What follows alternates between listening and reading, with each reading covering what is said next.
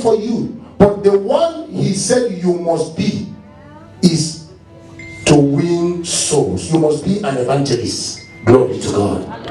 You must go about telling people about Jesus Christ. You must spread the city of God. Each and every one of us have been assigned the task of winning souls. It's an assignment. It's not if I like, I do it. If I don't like, I don't do it. No. You are not doing it to make the pastor feel happy. It is a divine responsibility. There's a given time for accomplishing that assignment. There's a given time. There's a given time to accomplish that. God didn't give you all the time. I said, anytime you like, you can now start. No. If the guy that died yesterday had known he was going to die yesterday, he would have done many things, much things for God before he died. But he died. All of the ladies that died yesterday, why giving birth? If she had known that she was to go yesterday, she would have done so many things for God before she leaves. But because you don't know when, God said, this is the time. He said, right now, we must quickly carry out. We must quickly carry out the task assigned to us. You must quickly begin to win souls. Begin to tell people about Jesus. Begin to bring them to church. Begin to be interested in the heartbeat of God. Let God know that you want to do what He Himself wants to be done. God has a need. Glory to God. Glory to God. The realization of your divine assignment ought to be in your lifetime. In your lifetime. He said, while it is day, I must walk the works of Him that sent me. While it is day. That is the time He gave us. The day. And in 1 Thessalonians he said, we are children of the day and not of the night. It's our time, it's our hour. Praise God. Hallelujah. God has given us time. That is the day. He said the night, nobody walks at night. He said the night is coming, nobody is going to walk at night. So let me do the work of the one that said. That was Jesus talking. He has shown the example. Jesus was a carpenter, but he said, I was about. Now, what are you? Are you a medical doctor? You should be about your father's business, even in that medical line. Are you a lawyer? Even in that medical line, they should know you as a special lawyer. They should know. Are you a teacher? They should know you as a special teacher that goes about doing what is right and winning souls with your attitude and character. Glory to God. Glory to God. Glory to God. So that was his divine. Okay, in 1 John chapter 3 verse 8, we saw again the manifestation of Jesus was for what? To destroy the works of the devil. That's all. That was why he manifested. He didn't manifest to be gossiping about what happens in their village in Nazareth. There were gossips then, there were politics then, there were a lot of things then.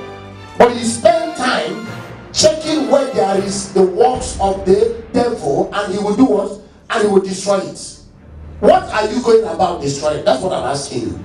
The Spirit of God is asking you this morning. What do you go about destroying? Do you go about causing trouble? You go about lying or gossiping? While you should go about destroying the light inside you right now that needs to see the light of the day, but it cannot. Either because you are stubborn or either because you are rebellious. So it stays this side. Until you allow light to come on it, you cannot manifest in that area. There are some of you that have the gift of prophecy. There are some, at times you dream, you see something that happen. But it cannot happen. It cannot be used because either you are rebellious or either you are stubborn or either you are so proud of yourself or you are self-centered. God does not work with such people. Am I talking to you now? Yes, so you must have to understand the place of God. If you understand it, you begin to enjoy. Life is for enjoyment. Tell somebody life is for enjoyment. Life is for enjoyment. This is the truth. It's not a lie. Life is not for struggle and pain. There are attacks of the devil, yes. There are storms, yes. But they are not of God. But God allows it because you are in the world. Praise God. And as long as you are in the water will touch you. So what God says, there's an ability you have to be separated from the things of the world. Amen. And that ability is supposed to propel you to begin to do the things you're supposed to do. Foundationally, we are lights. We're not darkness. Praise God. Hallelujah. Did you hear what I said? We're darkness. And if you are not darkness, bad stories and bad, misfortunes should not be happening to you or in your life. If you begin to experience misfortune every time misfortune, you should know your light has dimmed. Something has blocked it. Either you are the one covering it or somebody has covered it. If it is shining, there is no way you can go under. It's not possible. They don't put lights and put under the bed. Nobody lights candle, carry and put under bed. It doesn't happen. It must be put on top of a table or on the floor where everybody will see, where it will shine. Praise God. So that's the life God has called us to live. He has brought us out and has placed us as signposts to our world. So our world has no option than to run to us. Glory to God. But you have to make yourself available. If you don't make yourself available, they will run to you. They will run to you when they know that you have the solution. If the solution is not there and they look at you, they will go to another person. And that's how so many people have gone into the wrong hands.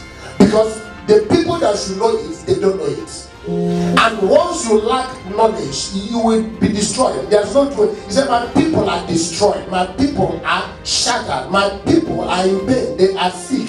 Why? Because they lack knowledge. And he said, because you have rejected knowledge, I will reject you. It's simple. God is not, listen, it is better for you to be envied than you to be pitied. The wise people, what they do is to get connected to God's assignment. Because if you are there, nothing can take you. Anytime you see a Christian that dies on time, there is something which you do not see with your eyes that took place. God does not remove Christians on time. He allows them, because if he removes you, it's like a man that put a signboard to his business empire today. Then after 1 week, he will remove it and expect people to come to the business. Will people come there? So we are signboards. So God wouldn't want to remove us. Say, I must spread the city of God. I am a spreader. I am a light. I am an illuminator. I am an illuminator. I shine every day. I shine every day.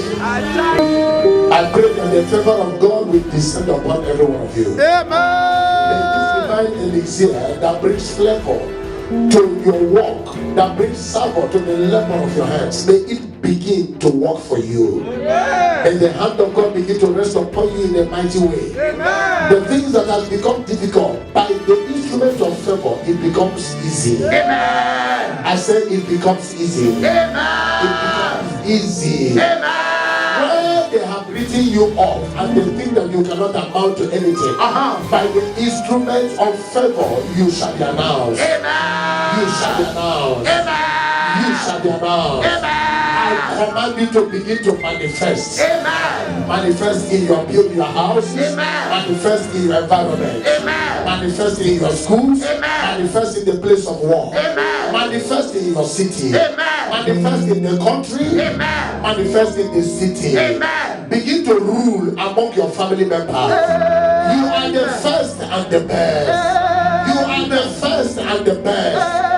In this month of life, may God begin to release special revelation, special lights concerning every part of your life. May God give you light in your finances. May God give you light in your spiritual life. May God give you light concerning your businesses. May God give you light concerning your relationship. May you never walk in darkness. Every darkness that has found their way into your life, I command them right now to dissipate. I command them to dissipate. I command them to dissipate. In the mighty name of Jesus Christ. Father, we thank you, oh God, as we begin to do the works of you that sent us. While it is day, for the night comes when no man shall walk. Father, we bless you, oh God, that we will never fail you. We will never disappoint you. In the mighty name of Jesus Christ. Glory to God, hallelujah. We thank God for today's lesson. It was a beautiful lesson we learned from our Papa Apostle Bigwate Belibe in TLA Brescia.